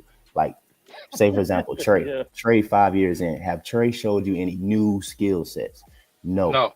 Trae does what he does. He's just elite at what he does. So that's that. But my thing is what I want to say to people is that I feel like Hawks fans was setting yourselves up thinking that Trae Young's going to come in and look like Steph Curry. Steph Curry was running around off the ball in high school, at college. I don't know anybody remember at Davidson, but I was at Georgia Southern at the time that he was playing at Davidson. His first year and stuff, they went to the tournament. It was a white boy that played point guard. Yeah. Steph Curry was playing shooting guard, running around the doggone court and stuff like that. He'd been doing that. Not to mention that he has a pro NBA dad who does that as well and did that. Okay. Trae ain't never did that. Yes, Trae might have played two guard and he'll say, yeah, I played off the ball with Donald. No, his off the ball ain't the same. His off the ball is like I'm standing over here literally without the ball. I'm taking a break. Yeah, exactly. Trae it's not hard. Trae's DNA. Trae plays game mimics James Harden. Trae's game mimics James Harden, and it always has. Trae's game mimics James Harden. James Harden was a two guard, but he was a ball in hand two guard. He wasn't like a Klay Thompson two guard. That's who Trae is. I got a question for y'all. and this go, I guess Matt can go first, then we'll work our way down. Check this out. We fire Nate tomorrow, right? Realistically, not fantasy world. Who do you replace him with mid-season right now? Right now, today, I'm calling. Now I hit long. I'm not saying I'm calling. Who can we go get realistically? I'm going to go get Mike D'Antoni for the season, and then I'll readdress it in the offseason, because the problem is Nate. Well, it's a lot of different problems, but I'm not going to say that it's 100%. There is some problem with the personnel. We do need a secondary backup big, but I think he always addresses the problem during the trade deadline. So, like, we had a problem the year before last with scoring off the bench. He went and got Lou Williams. He addresses the problem once he sees what the problem is. So I think he's going to address the backup big, but the issue is offensively. Like I said, we run the pick and roll so much, and it's coaching, because when Trae leaves the game, it's the same pick and roll. It's just with Murray instead of Trae Young. It's Here's the my same question. pick and roll. And May run a little mid range. I got a quick rebuttal. Then next person go. Okay. You bring Mike D'Antoni in. If you go back to them Suns days, riddle me what was the main thing they did on the floor. Yeah, they did the pick and roll, but the same damn thing. But with Houston, he evolved. He didn't just run the pick and roll with Houston. Same time they run pick and roll. With the player that you say Trae Young. No, Houston did. With the player you say Trae Young plays like. All right, next person go. No ceiling. So, Mike, if we fire your boy tomorrow, who you take? I mean, I don't know. Or do you let him go or do you just let him go to the rest of the season and address it then? Yeah, I probably, if anything, I let them finish the season. I already told myself when Nate first got it, like 3 years or whatever. So I let them finish out the season. If it's a disappointment at the end, then you look to move on. But me personally, I feel like people need to be a little conscious of the fact that, like, you fire Nate, bring another coach in, y'all complaining and stuff. Now Trae definitely will have a coach killer label, I believe. People already don't like Trae, so. Rashad? That's okay. I'll take the bullet. That's okay. Well, please. You can take the bullet. I can like I'll be honest with you. I can't think of one coach that I think will do a better job than Nate. That's available. That's available. Okay, that's available. Now, I mean, like, if I could just have my pick of the litter of any coach that I want, I go get Nick Nurse. That's to me Nick Nurse the best coach in the league. Okay. But I just, I don't. The problem to me is Trae, and kind of like to mimic what Mike said. If we bring in a third coach in a 7-year career, whether that'd be 6 years, we bring in a third coach in 6 years for this guy, and then it don't work out. Then we are stuck. I just want to say before anybody else goes, I do want to say that technically this is the third coach, but basically this is like 1B. It ain't no basic. Upgrade. This is an upgraded. Nate McMillan is an upgraded Lloyd Pierce, but they're the same type. Who was the first coach? But bro, we talking about how many coaches Trae done ran through, bro. Lloyd Pierce. Coach Trae. Lloyd was the first. Lloyd Pierce. I'm saying Nate McMillan. Nate McMillan is a better version of Lloyd Pierce, but they're the same type of coach. You can't. No, we just talking about just period. The next coach will be the third coach. Okay, Dwayne Wade had that too. So. All right. Analyst kind of didn't though. He did. Who would I hire right now? That's available. Yes. I'm going with Quinn Snyder. He is proven to. I like him. At least if you're not gonna. He available? Is he available or is he actively? He available. He don't go to state bench. He stepped. Oh, okay. I got you. He stepped down from Utah, so I would easily go and say, "Hey, Quinn, hey, I need you to come in, and I need you to take this team deep into the playoffs." And I believe personally. Now. You believe or you know from resume? Yeah, that's what I was about to say. Because what you said, he ain't done. Well, no, let me say his resume better than Nate. His his scheme, please. His resume supersedes dates by leaps and bounds. Got high school championship. So, Yeah, you know. so his schemes and Statistical. his schemes and plays go almost perfectly with his schemes and championships go perfectly for what we have. And when you Bro, have he said, "Go get Deion Sanders, bro."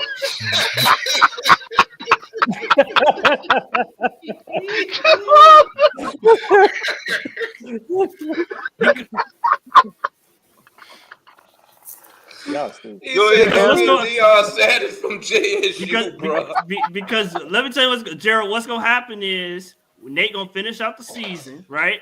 We gonna terrible, bro. and then we're gonna move on from a bunch of players because it's the roster. The roster. yeah, according to y'all, the roster is not that good. 5 Kevin Herters. We're gonna have 4 or 5 Kevin Herters in Sacramento, making us look stupid because we got rid of them because we said it wasn't. What's Sacramento record? It was the players. Huh? What's Sacramento record? But it's about Kevin Herter. Sacramento They shitty, bro. Man, so, right. His So production. They It's shitty. about his production. It's not about that don't mean he would do that with us. We, Okay. bro, we a playoff Nate team. is our So. coach. So listen, Well, he can't do it with Michael- us because we Michael- don't get in the ball. Michael enough. Smith We don't brought run up, offense like that. But giving him the ball, we saw what he did. He gave the ball back to Trae. But I do what? But think Gerald, Quinn Snyder's a good pick, though. But that's what I'm but Gerald, saying. if you watch Sacramento, they're running That's what I'm plays for saying. him. If you watch Sacramento, they're running plays for Kevin Herter. They're running All right, flex. They're running off horns. They're running stuff for him to get good That's shots. cool, and He they never won did at that. 20. King Phillip, who if we replace Nate tomorrow, who do you realistically Man, go get that's available? I ain't finna front like I got a candidate, man. I don't know. You just want somebody. Come here and do something. Hey, You know what? He got a little baggage. not- you know Got a what? little baggage. I wouldn't even settle on somebody. What I would, because I don't know who to get. You know what I'm saying? Like I don't know. Go who get to old Buddy, replace him man. with. That- I just that's need Matt's Nate point. to That find was Matt's somebody to point. do some Go get offensive Buddy from stuff. the Period. Celtics, man. Because Yeah, He got too much baggage. He gonna get blackballed. because I'll offer Nate's. to the point with Nate, I just need like and just a small rebuttal to what Mike was saying about Trae not being Curry. It's not necessarily that he got to run around a whole bunch of picks, but if Trae bring the ball down and he throws off to the right, you go make that cut or pick off to the left and run a play to where it's going to create him to be open or something. They don't do that. It's like Trae. The worst thing Trae will do is to sit there and dribble and keep looking to try to make some awesome pass or something. And then when he ain't got it last minute, he got the pass at last minute. Somebody got like 5 seconds to get a shot off, and then we run out the clock. You can't keep doing that. Yeah. But Because we run ice some type basketball. of way, Nate has to get control of that to where we run something structured. If the pick and roll ain't automatically there, quick. But it's You like don't you leave just him all he room. know. let them. You don't leave him do what room they to do. know. dribble the ball. You don't leave him room to dribble the ball down to 4 seconds. And he take a 50-foot three because you're in an offense and the ball's probably not even in his hands. Bro, he doing it with 19 seconds on the clock though. Okay, 22 so, seconds. okay, But so what- y'all are nitpicking. I'm But addressing what the did- same Hey, issue. man. But you're using specifics here. Talking about well, it's 4 seconds, it's 19 seconds. Okay, all right. So let's just say it's 22 seconds. If you're in an offense, first of all, Trae doesn't even have to have the ball coming up the court. Like we have DeJounte Murray. If we had sets where all right, Murray brings the ball to the court, Trae gets a touch, Hunter gets a touch, DeJounte is cutting to the basket. Like we don't do any of this stuff. Like it's everybody got to get the ball and everybody got to make a play from the perimeter. Not everyone can make a play from the perimeter. It's like Bro, all that sound good, bro. That sound like a how does creative. it sound good? I see That teams sound like a doing that. custom playbook on Madden, bro. That don't mean shit. But Gerald, you have to make what is Arthur Smith doing with the Falcons? He's adjusting the offense to fit the talent that he has. No, he ain't. That's been his same damn offense even in Tennessee. But even they He do run the ball heavy. more in Tennessee. They do the Man. ball more in Tennessee than they throw it now. I do got a coach though. I just thought of one that I think his resume is better. I think he has experience with a point guard that has some similarities to Trae Young, My only trepidation is that like he's not really a defensive guy.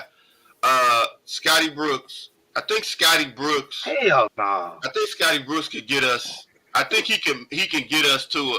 I think he can take us to another level. One of the reasons I say that is Scotty Brooks emphasizes pace. He emphasizes pace, and Trae really slows the game down a lot to me. That's one of the reasons I don't like the ball in his hand, because even on turnovers, Trae, he'll catch the ball, survey the court, dribble it up, set up, and then and make a play. I would like somebody to get him to play more at a faster pace, because what that'll do is that'll create more shots automatically for everyone else. And so I think he can get us to the next level. I got a question. A slight rebuttal to that, Rashad. Mm-hmm. How do you play with pace when you can't get a stop on the defensive end? Well, you ain't got to get a stop. If you can push the pace on the out of bounds, like you can push the pace on the out of bounds, you can push the pace on turnovers, you can push the pace on miss. It's 8 seconds or less. That's what he preaches. So no, I'm specifically saying, if you taking the ball out the rim, everybody knows it's harder to get a quick basket. San Antonio last year. Yeah. San Antonio last year was worst defensive team in the league, top 3, top 4 in pace. Yeah. So they, their record. I know what you're gonna say about their record, but they still had a bad obviously their pace ain't work. You know what I'm saying? Okay, but I want to ask Gerald and Mike or everybody. But we have to. Let me say something real quick, Matt. Let me say something real quick that you can have it back. We need. I said this earlier during the watch along. Or was it here? It was one of them. We have to play faster. One because we don't have we can't play in a half court. We don't have the size to play in half court. We don't have the personnel to play half court, and whatever you want to call it, like sets, plays, we don't have nothing. And you saw that where in the Miami series when they slowed us down. That's why we were scoring 85 points, 90 points a night in that series. They slowed us down, and we have nothing once they take away the pick and roll. And if you go back, when Trae pushed the ball, he was getting layups, and then he did it like 2 times, then he'll stop, and then we walking the ball back up the court. That allowed the defense to set. If we had somebody like, and I'm just throwing this name out there, if we had like an MB to where you could just throw the ball down low and let him work, then maybe you could slow it down some. But with the personnel we have to play faster in order to get these buckets. The easiest way to be efficient, I agree with that, and while playing faster, is getting a stop on the defensive end. We got stops this game, bro. Look at the game. We come back. We had the lead. Every time we got the lead, what happened? We come down and we trick off the possession with a rush shot, terrible shot. Oh, that's your boy Trae. Or it don't matter who do it. I'm just saying that's what happened. We getting some offense. So when we get the lead, we trick off those possessions. When it was 69, 68. We come down there, trick off the possession with some stupid 3. You know what I'm saying? Whether it's Trae or whether it's Colin shooting them stupid ass 3s when he need to step in and hit the mid-range. We was tricking off the possessions. It had nothing to do with sets of play. We just trick off possessions. You know what I'm saying? And guess what? And guess what Bud did last game when the Bucks are going to trick off a possession and give up the lead? Call timeout, and he got a play that was just. But I don't know if 3 seconds come up. He did that with 9 seconds on the shot clock, though. No one cares. He did that. No, he did that with 9 seconds on the shot clock, though. Right. Trae shooting the shit with 20 seconds left. He ain't got time to call a timeout. If Nate called a timeout every time Trae tricked off possessions, we'd be out of our timeouts and by mid-quarter. Like, Matt, you were about to ask a question. Every third time Trae touched the ball, he do something crazy. What you about? Luckily, he make it. Come on, y'all. 40% of the time. But you know what, Rashad? But you know what? You gotta take the good with the bad. You know what I'm saying? I'm gonna be honest. Trae trick off possession. The problem with Trae is he trick off the possession at the worst time. At the worst time. Like he don't do that. You know what? I don't mind him doing the behind the back, over the head, jump up and down, shake your ass, pass the ball. If we up 15, he do that shit.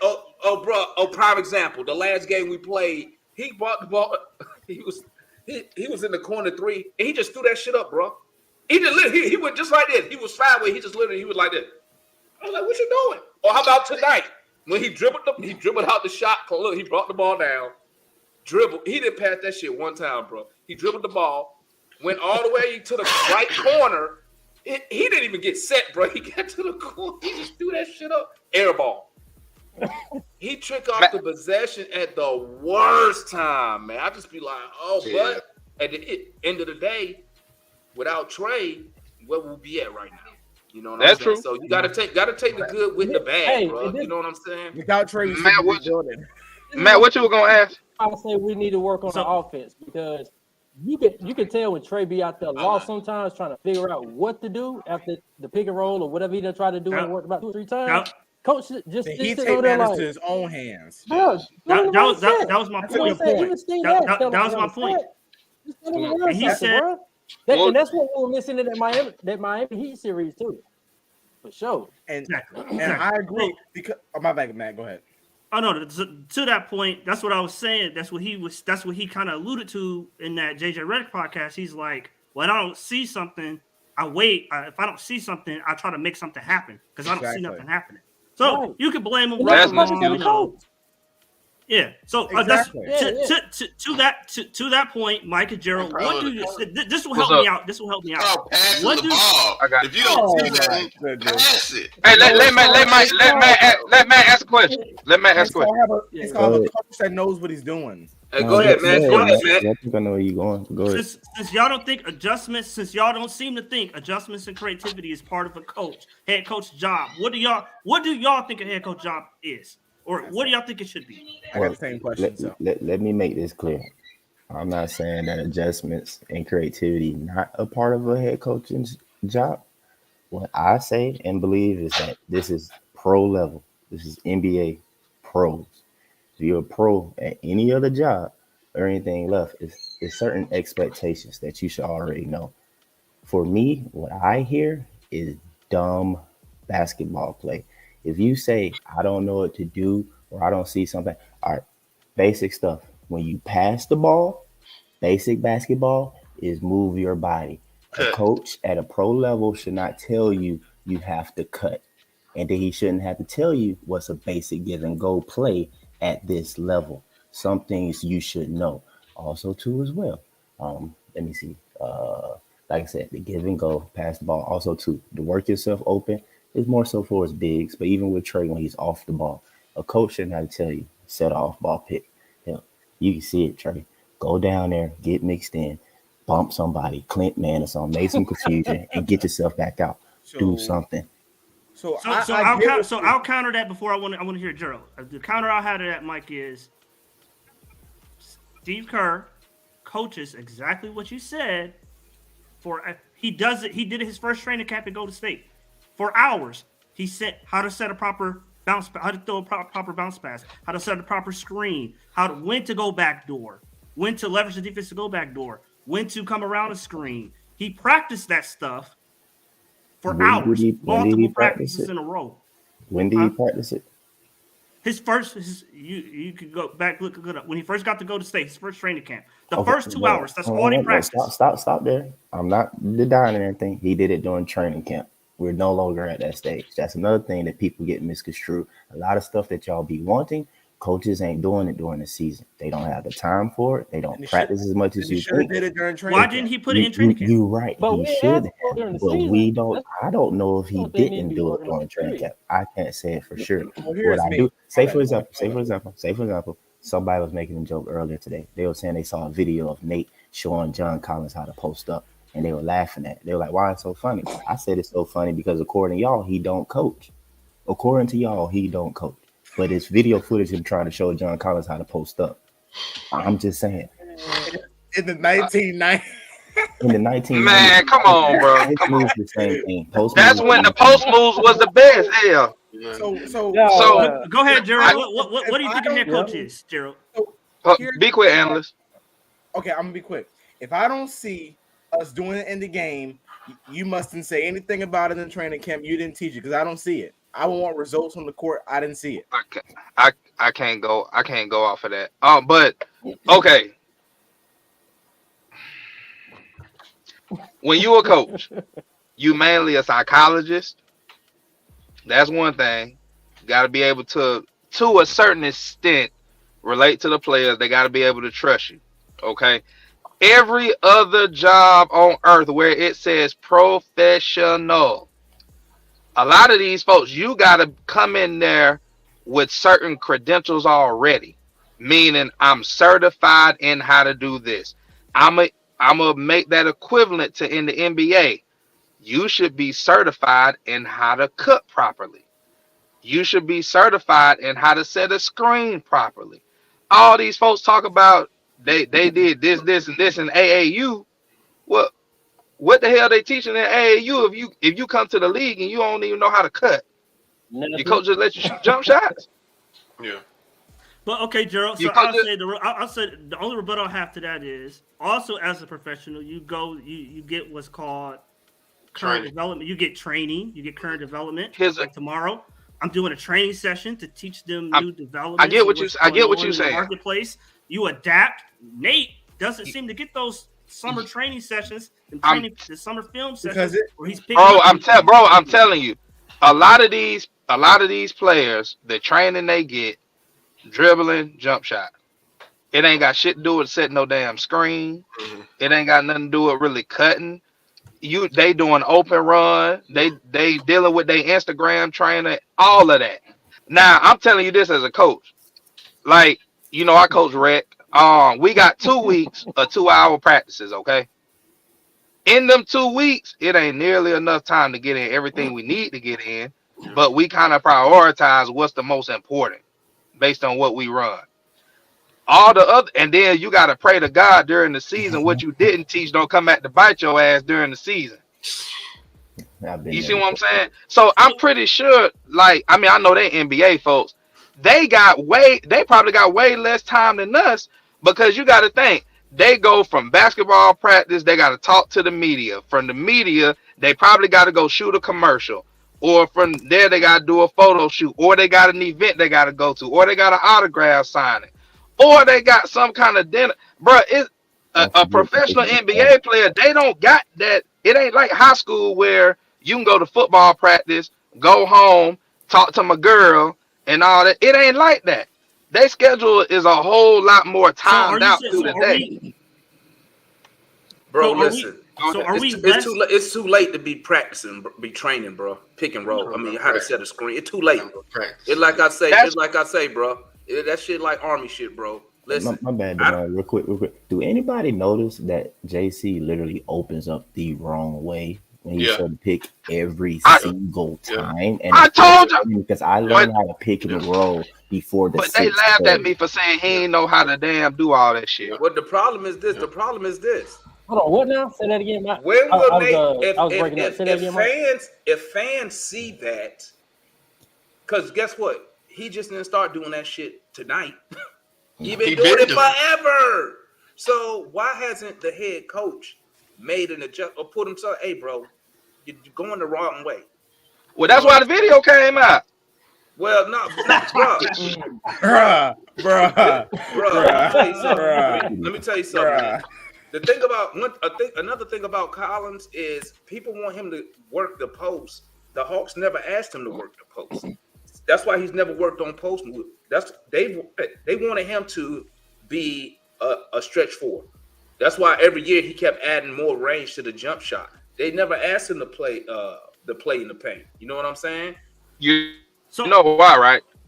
was gonna say that point earlier though. Like JC take a lot of threes. Yeah, that's what they got him in the corner for.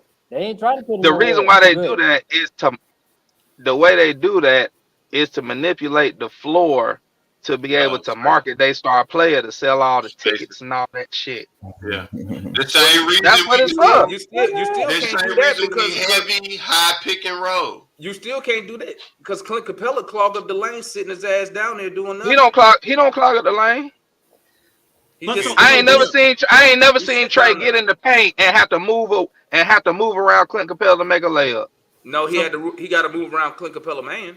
So are y'all Gerald, Mike, Rashawn, are y'all saying that the Hawks are, as a team, they're less intelligent than Memphis? They're less intelligent than Houston. They're less intelligent than all these other teams. Hold on. All these other teams who are just as young as we are, started the rebuild when we did, but they can run all these sets, but we're the only ones who can't because our players can't understand. I'm gonna say an elementary answer. They might have had better coaching coming up before they got to the NBA. I was gonna say this, Gerald. Matt, this might make y'all mad though, but AJ is a player that I put in that category that I feel like know how to play the right way and stuff like that. He just got to be out there because his dad is a coach. His dad been a pro. I didn't know that to begin with, but it made sense once after I saw him a couple times on the court. Then find that out. I was like, that's why he looks the way he does on the court. But simply the way you're saying, yes, I do believe that those teams are better constructed with players who have defense first in their mind, and their IQs are higher when it comes to both ends of the court. I do believe that they have more of those players. I believe Raptors have more of those type players. Well, no. I'm talking about Memphis. Family, I got to wrap it up, baby. I got to wrap it up. Oh, you got to get bum of the night real quick. Nate. Okay, everybody. Hey, I don't know if y'all hip to the game, but when we lose now, we got bum of the night. So, who you got for bum of the night, Gerald? Hey, make it quick because I gotta get. It's already 1:52. So, who you got, Gerald? Bum of the night. Trae. Okay, who you got, Matt? Nate and his son. Who you got, analyst? Bum of the night. I'm gonna go with Nate. Who you got, Rashad? Bum of the night. Hey, I thought it was players. No, it's one. It's bum of the night, not bums of the night. Trae. Okay, who you got, Mike? Man, splitting hairs. I ain't gonna go with Trae, but I'm gonna go with Dre, man. I don't like the way he got hold tonight. And Jones embarrassing. Who you got, Phil? Bum of the night. Can you hear me, Phil? The starting five and the coach. No, nobody. You gotta pick one. Gotta pick one player. One player or the coach. Pick one. Nate. Atlanta. Okay. Nate. All right, real quick, guys. Right. All right, guys. I'm at 153. I'm gonna hit y'all up. Y'all, say what you got to say. Your last words. If you got any promotion or anything, go and promote that. We'll go ahead and start with Ticket. Hey man, Zion will be here Saturday, November 5th. Y'all need tickets, holler at me. What you got, Matt? Please don't let Nate back on that plane. You know that ain't happening. Who you got, analyst? What you got? Last words. It's always a good time being up here. Would like to see some more wins. But you know what? I'll finish off by saying Nate is disgraceful, should be ashamed of himself. And I'll take a little bit from Matt. His son should be ashamed of himself as well. Who you got, Rashad? I mean, what's your last words? I'm going to go ahead and read the bum of the night quote right here. I thought that was funny. Now, good talking to you fellas. I enjoyed it. I do want to say I'm settling into the fact that we will not win a championship with Trae Young. I'm hoping for evidence to prove me wrong, but right now he's proving me right. So, hey, Rashad, Lou Will's still out there. I think that's what we need to bring back. What you got, Mike? What's your last comments of the night? Well, Nick's coming up in a few days though, but a little promotion. Y'all can follow me on Instagram at ARCH_alien, as you see it. Anything art related you need, graphic designs, logos, all the above, I can help you out with. But other than that, yeah, man, I expect a big game against the Knicks, of course, from Trae. He'll bounce back. We should be all right. We should beat the Knicks. Yeah, I love Trae. Don't want to seem like a Trae hater at times and stuff like that, though. But I love basketball first and foremost. So that's why sometimes I say what I say. You know what I mean? So anyway, go Hawks. All right, my guy Phil. Nice chat with y'all boys tonight, man. Been wanting to get on stream yard with y'all some nights, but of course I be at work. And this game right here, man, just throw it in the trash to a certain degree because that team right there, long as hell, they giving everybody complications, man. They play weird. Pascal look weird every time he shoot. Mike, you know what I'm talking about too, because we used to see that at the Rat. But cats like that, it's hard to guard, man. Just let them throw it up. If they make it, they make it. Move on. All right, fam. Hey, and I'm your host. Y'all know what time it is, man. The #1 Hawks YouTube fan channel for the fans, by the fan. Tap in with us. If y'all didn't know, Analyst also has a channel, so y'all can tap in with Analyst. I know Matt be up there too, so they be doing their thing over there. Speaking about Mike, fuck with my guy. Man, I'm over here cursing. Mess with my guy Mike. He got good quality stuff, man. I bought some shirts from him. What was that? Last year or the year before? I still wear them. Might have been a year before that, but yeah. I still wear them. Good quality, man. So I vouch for that if y'all want to mess with my guy. So I'm your host. Oh, and y'all holler at my boy TikTok Gerald. He said he could put you up there with Jesus. Hey. Or you can be thanking Jesus. Yeah. Hey, I saw the pictures you posted up of that suite. That looked nice too, man. But for the Falcons. Yeah, man. I might have to tap in with you when I come out there. But shout out to everybody in the chat. Appreciate the support. Shout out to all the Raptors fans who showed up to, rub it in. We appreciate it. We take it all. Make sure you leave. Don't leave without hitting that like button, though. You feel me? We know Raj will be back. The next game we have, we know Raj here every night. So I'm your host. This is We Talk Hawks TV, man. Y'all tap in, bro. This is a channel for the fans, by the fans. And we are out of here. Y'all stay up. Y'all know my motto, Hawks up. Peace.